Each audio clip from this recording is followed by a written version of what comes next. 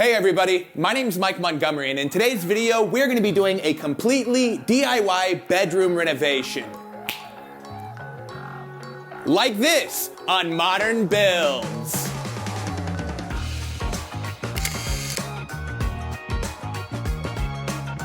So welcome to my bedroom. As you can tell, it needs a lot of work, and we're gonna be updating just about everything, from this ugly carpet on the floor to that terrible popcorn texture on the ceiling. So let's go ahead and get started. It's demo day, my favorite, and first we need to tear out this ugly carpet and see what's underneath. I used a sharp utility knife to cut this carpet into manageable sections since I'll be removing all of it myself. Not to mention, doing this made it so that I could fit all these pieces into my trash can.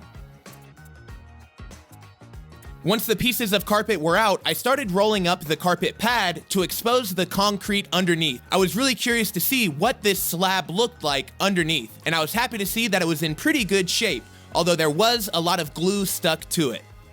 My next step was to remove all of the baseboard and door trim, and I used a Wonder Bar, which worked really well. And pro tip, if you're removing trim that's been painted over, make sure and score the corner of that trim before removing it. That way it doesn't peel away a lot of that paint with it. I picked up this 4-inch wide floor scraper from Home Depot to remove the adhesive that was holding the carpet pad to the concrete slab. It worked really well to begin with, but as I used it, it started to dull out. So I switched to a razor blade scraper that worked fantastic. It removed the carpet glue basically perfect, and anytime it went dull or if a blade snapped, I just threw in a new razor blade, no problem. And I'll be sure to leave a link to everything I'm using down in the description. Now that our concrete floors are super smooth, the last thing I needed to demo out was the closet. First, I removed the sliding mirror doors, which I'm going to be painting and reusing, and then I followed the same steps that I did earlier, tearing out all of the carpet, trim, and shelving that was in the closet already. Removing popcorn ceilings is a relatively simple process, but it is quite a bit of work, and preparation is key. You'll want to fill up a garden sprayer with warm water and a few drops of dish soap, and then spray your whole ceiling down, saturating that popcorn texture. That ceiling texture will soak up the water and become really soft and soupy, which scrapes really easily.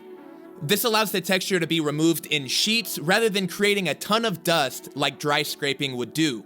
And this is where I should probably mention that if you're working on an older house, make sure and test it for asbestos before scraping, and no matter what, make sure and suit up with some safety gear, especially a good respirator.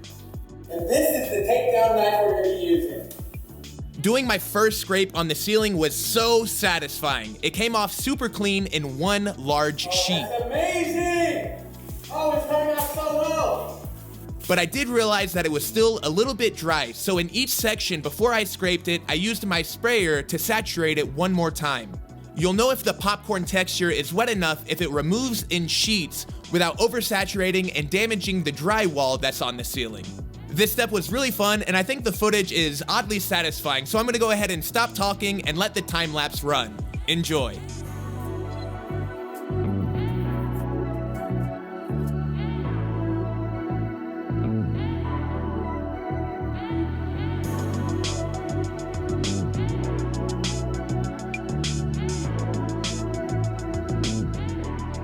And even though I didn't mask off my walls, I did throw some plastic sheeting on the ground before scraping the floors, and you can tell here that it was really worth it. Super pro.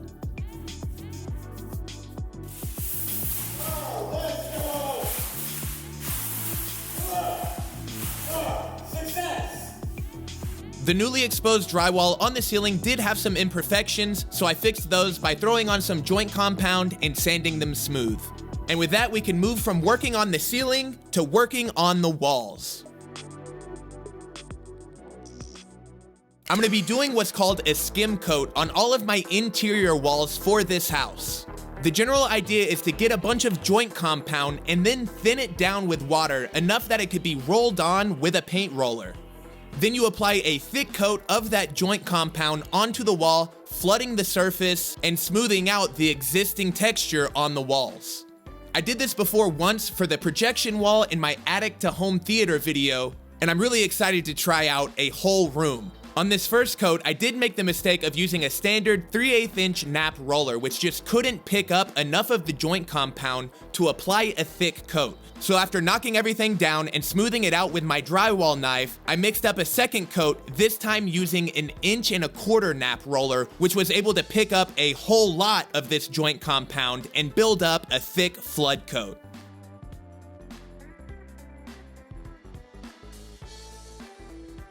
This joint compound starts to dry relatively quick, so while it was still workable, I used a 10-inch drywall knife to smooth out the texture as much as possible. In general, the wider your drywall knife is, the better. It'll just give you a larger reference area for flat. But remember, on this first flood coat, we're just trying to build a thick layer. We're not going for perfect quite yet. As I worked around the room, I started gaining confidence, my technique improved, and I got better results as I went. And I'm going for a no trim look around my baseboards and my door openings, so that's why you see me working so much on these corners, trying to get them as smooth as possible.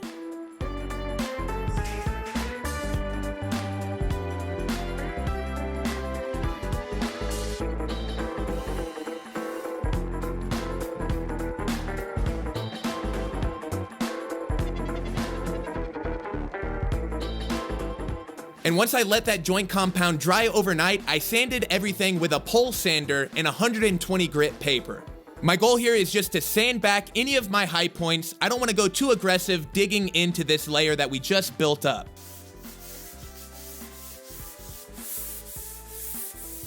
And after that, I rolled on a second thick coat with that 1.25 inch nap roller. This time I focused a little bit more trying to get a smooth finish with my trowel work rather than just trying to build up a thick layer, but it still wasn't perfect, so I came back with that pole sander one more time and took down any of my high points. After that was sanded, the last thing I did was just come back with my drywall knife and spot check anywhere that there was a negative space that needed filled. I also backfilled the gap between the walls and the floor since I'm going for a no baseboard look. This will give me a really clean museum or gallery style finish. In general, drywall work can be super time consuming, but now that it's complete, we can move on to paint. I'm using Bare Ultra Pure White for the walls and ceiling. This has good coverage and only needs about 2 coats with no primer.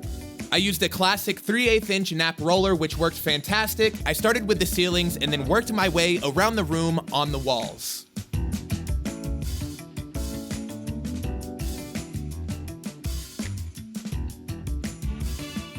I was really excited once I saw this first coat. This whole room is starting to come back together. Really exciting. This video isn't sponsored by Bare, but I've had good results with pretty much all of their products, so anytime I'm trying something new, I usually default to that brand. All right, everybody, it is time to paint the floors. It is paint day number 2, and I am super excited. After I finished painting up the walls, I cleaned up the floors and I used a pre-made concrete patch from Quikrete to fill in any of the voids that were made from removing the carpet tack strip. Once that dried, I came back with what's called a honing block for concrete, and I used it to grind down any high points. This was my first time using this tool and it worked really great. I highly recommend it. And after that, I used my flush trim woodworking saw to separate the joint compound where it met the concrete floors. Apparently, having concrete floors and drywall or joint compound touching can cause moisture or mold problems. So separating this little bit of material is going to allow for an air gap that keeps everything dry. I'm happy to report that this worked great and looks awesome. There's only about a 64th or a 32nd inch reveal. I've always wondered how easy it is to paint old concrete floors and how durable it really is for a residential space, so I figured I would try it out here. Overall, I used 2 gallons of this 1-part garage epoxy floor paint, and I got really good results. And I've got to say, the coverage was fantastic, even after the first coat.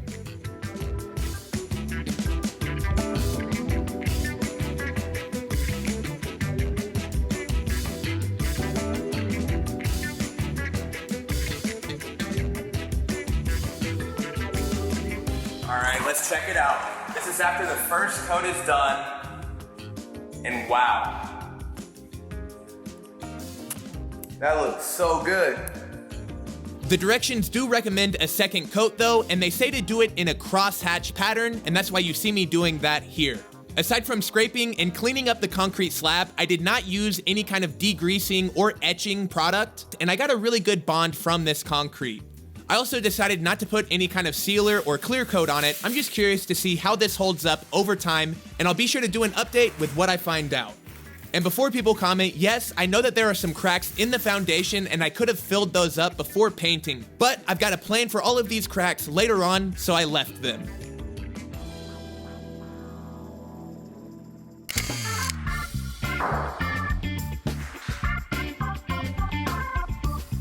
So how cool is it that these full panels are a perfect fit? I'm going to be turning these into a pegboard modular shelf wall behind the bed. I did something similar in the bathroom renovation, but this time I'm going to execute a little bit better. Let's get started. First, I used a drywall square to lay out a grid everywhere I'm going to drill a hole for this pegboard. The holes are spaced out 8 inches apart vertically and horizontally with a 4-inch border around the edge of the panel. After that, I grabbed all of my 1¼ inch bits and I tested them to see which one gave the best fit with the dowels that I bought. I'm looking for the snuggest fit possible.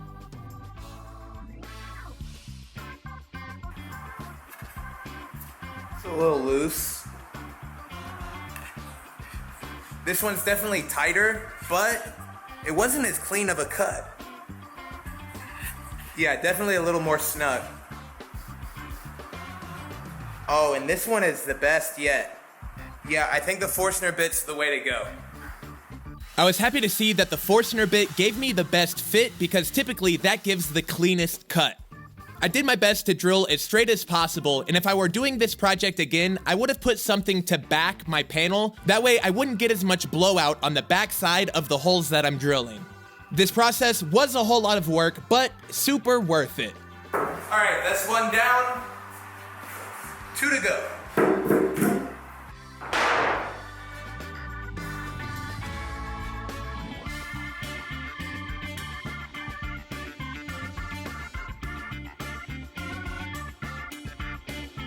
And in this clip, you can see me cutting an opening to fit around the air conditioning in the corner.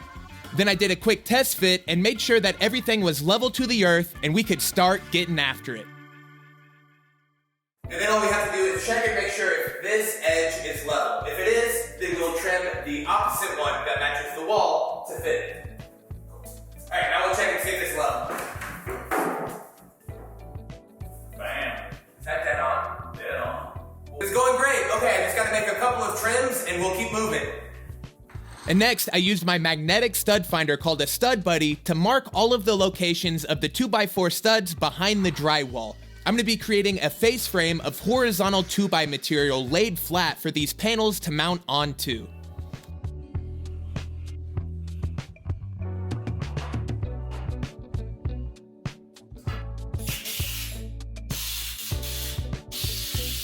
And it was convenient timing that my dad was staying in Joshua Tree with me for the week that I was putting up this whole pegboard assembly. Having the extra pair of hands was really great, and it was a ton of fun getting to build together. Overall, I used 5 of these horizontal boards, and I made sure that they were centered in between the holes that we drilled for our panels. We took the time to pre-sand these panels up to 150 grit before assembly. We just thought it would be a lot easier and convenient to do in the shed. And after that, I laid out and drilled holes for all of the lag screws that I'm going to be using to connect these panels onto that 2x4 face frame. And after a couple quick alterations, we could put the first panel into the corner and install it with those lag screws.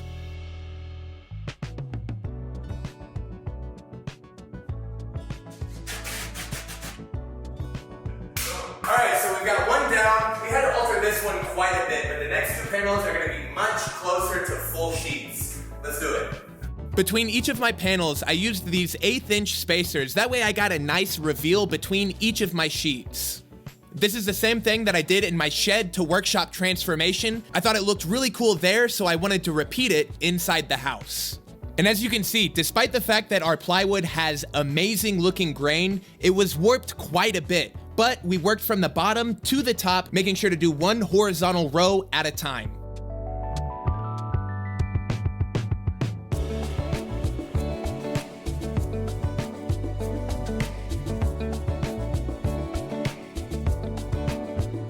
And here you can see that the left edge of our third panel extends past the edge of our horizontal 2x4s. And that's because we're gonna cap it off with a vertical 2x3 butted up to the edge.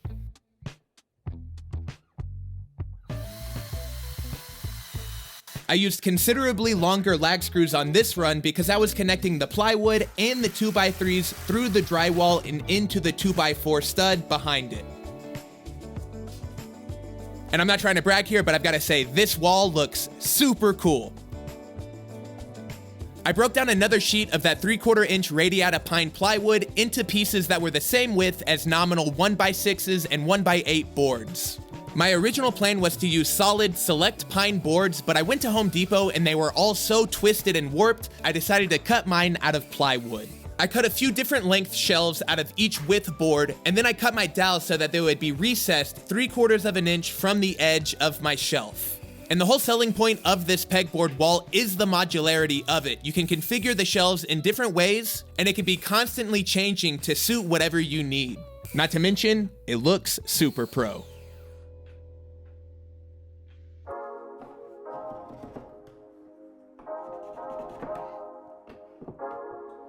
And that is how you build a plywood pegboard wall. What's so awesome about this setup is that it's all modular. You can move these shelves around and rearrange it for whatever suits your needs best. So as you can see, the options are endless, but before I commit to anything, I need to know what the bed is gonna look like in this space centered on this wall. So I guess that's just the perfect segue to moving on to the bed. And I actually made an entire YouTube video all about how to build this DIY modern platform bed with built-in storage that's currently live on Extra Space Storage's YouTube channel, who happens to be the sponsor of today's video.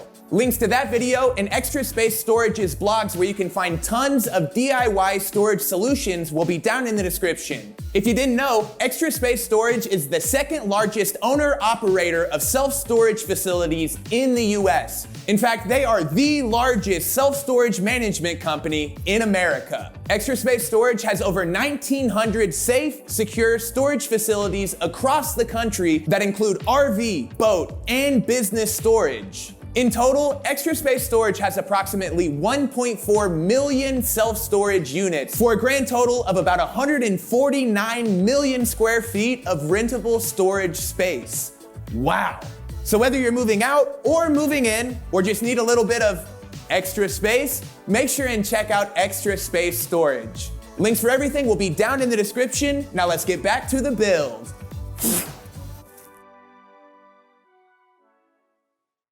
The corner of this bedroom has great natural light with these windows, and I want to incorporate a custom bookcase made out of 2x8s that I'm going to make right now.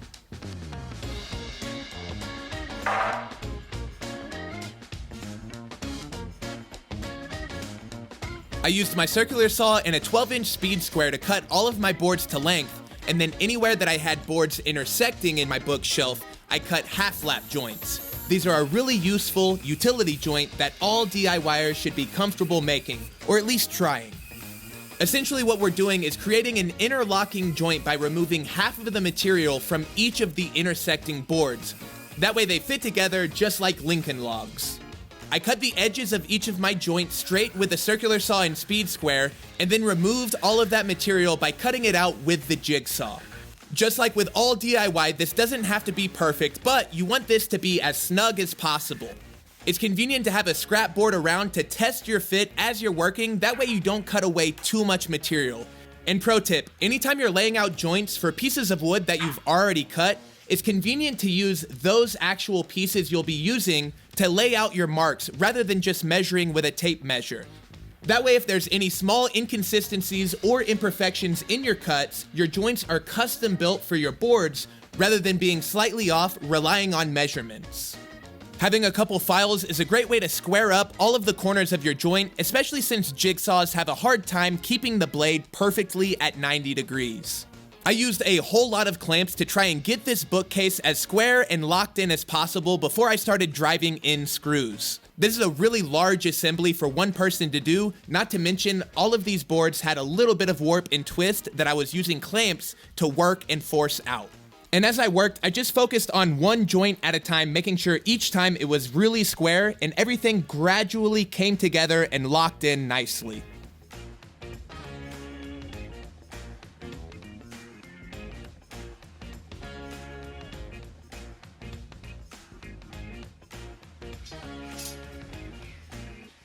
Oh man, this is awesome.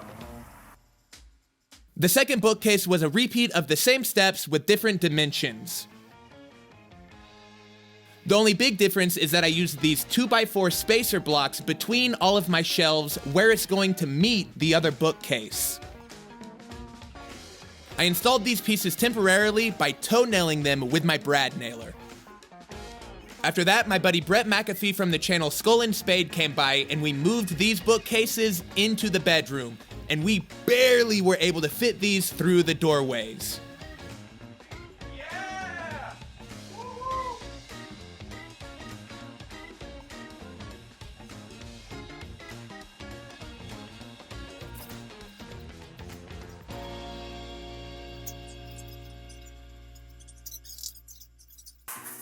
All right, Rosie. I hope this fits. I measured and cut everything, but I haven't seen it in place yet, so let's slide it down.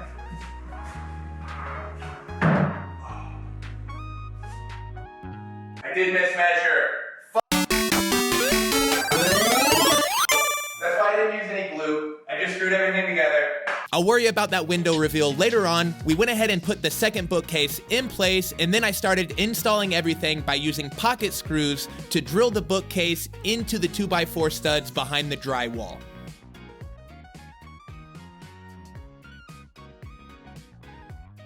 Oh, awesome. And shout out to this little pocket hole jig. I think it was only 15 or 20 bucks. Really convenient. And now you can see why I used those 2x4 braces for the second bookcase, unlike another 2x8 like I did for the first. The 2x4s are just there to keep everything in place for the move and to help line up all of my shelves while I get it installed onto the wall. And I used 2.5-inch pocket screws where those shelves butted up to the existing bookcase. For the low shelves, I installed them on the bottom, and for the high shelves, I installed them on the top so they were relatively hidden. And then I could use a hammer to knock out the 2x4 braces between the shelves.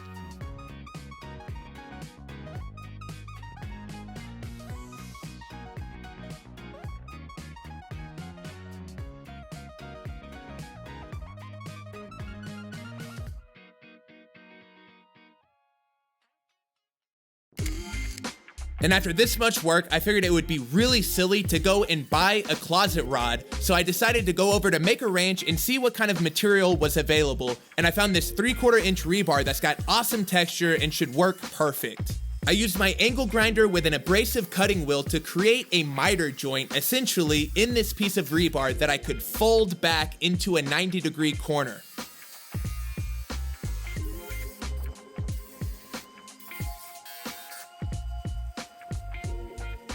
On each of these closet rods, one side is going to need to be bent while the other is going to go straight into the bookcase. And this is where I should probably say I am not good at welding, but I can get the metal to stick together, and no matter how ugly my weld is, I can always grind it smooth.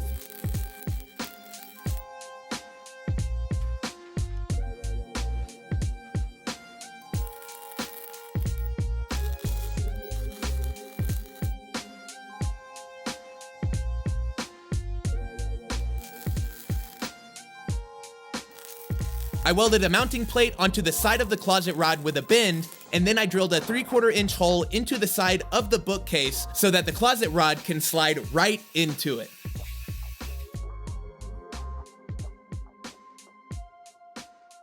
I used a level to make sure the closet rod was sitting flat, and then I screwed it into the wall.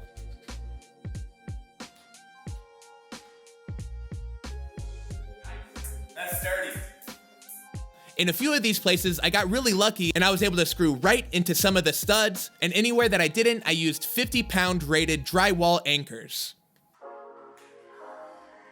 Now that that's installed, I wanted to continue this DIY theme throughout the entire room and make my own curtains. I grabbed a few yards of this white cotton duck canvas that I'll be using. First, I cut my pieces to size and then in half, and used some fabric adhesive to create a hem on the top of each of these curtain panels.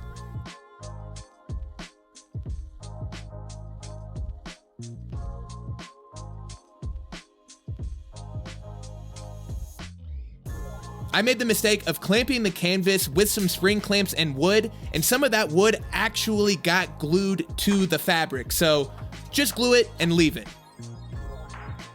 After that, I got a grommet setting kit, and that's what I'm going to be using to hang it from the rod.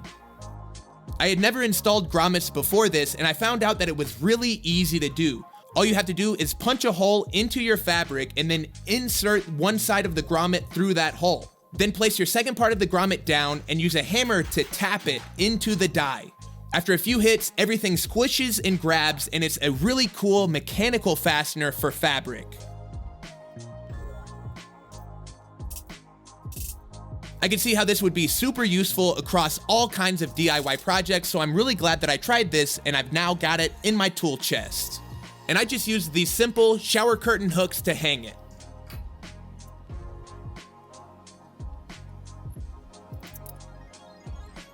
Okay, now I'm just gonna trim these to length and they're done. So by now you've probably caught on that I have no idea how to make curtains and I'm just winging it, but I'm really happy with how everything came out. I was able to maintain a consistent reveal all around, and these curtains are able to cover up my mistake that I made by cutting the bookshelf pieces a little bit too long. Even though I don't have a perfect reveal on one of my windows, the curtains are always going to cover and hide it. Okay, so for having no idea how to make curtains, I think these came out pretty super pro.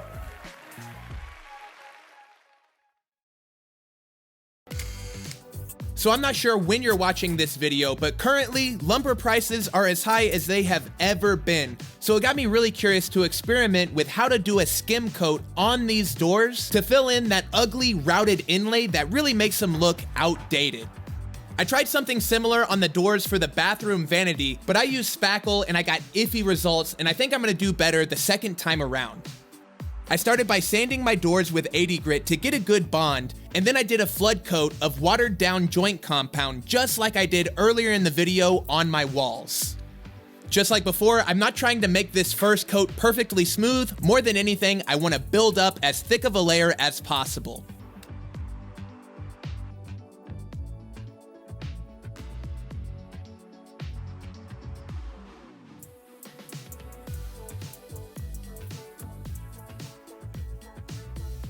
After that, I got a 220 grit sanding net and I knocked down all of my high points before doing a second coat.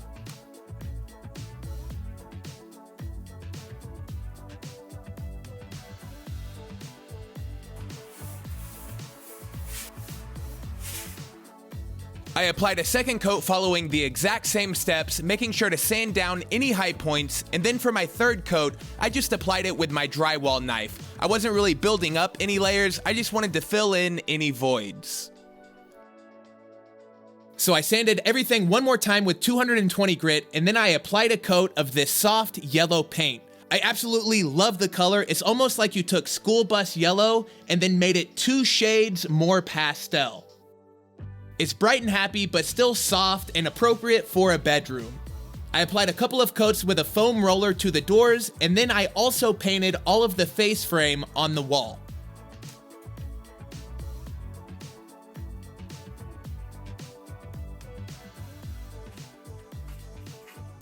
Throughout this process, I never removed the hinges, so all I had to do was put the original doors right back where they were, and I didn't have to fine-tune or adjust anything. I love that pop of color that the linen closet has, but I wanted to continue it on this wall. So I started by masking off the mirrors on my sliding closet doors, and I spray painted them with a matching yellow.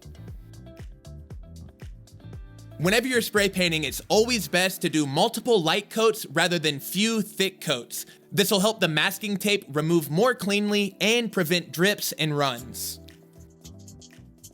And just like before, installation couldn't have been easier since I was using old parts in the same space. The old concrete anchors had stripped out, so here you see me drilling a new one. I'm using a masonry drill bit, and then after I vacuumed up all the dust, I installed a plastic concrete anchor and then installed the screws as the directions recommend.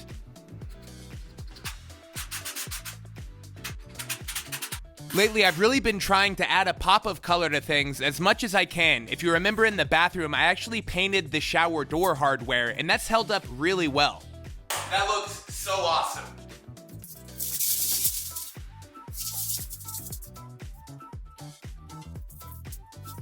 And at this point, I couldn't help myself. I also painted the interior bedroom door with that same color yellow. I updated the hinges and the doorknob and threw it onto the wall.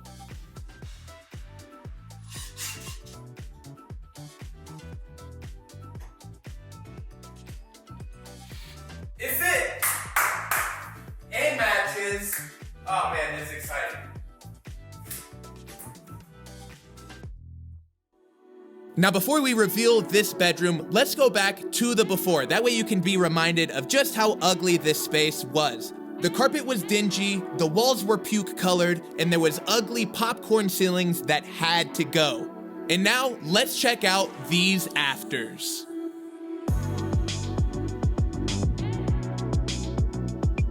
I'm gonna say it here, I think this is my best room renovation to date.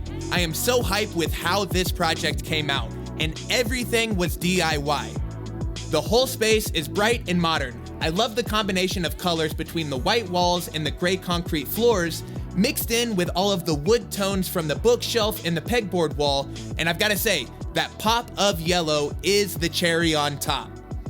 The space is bright, happy, and has a ton of storage. As you can tell, I'm gonna have to do some shopping to fill this whole space out.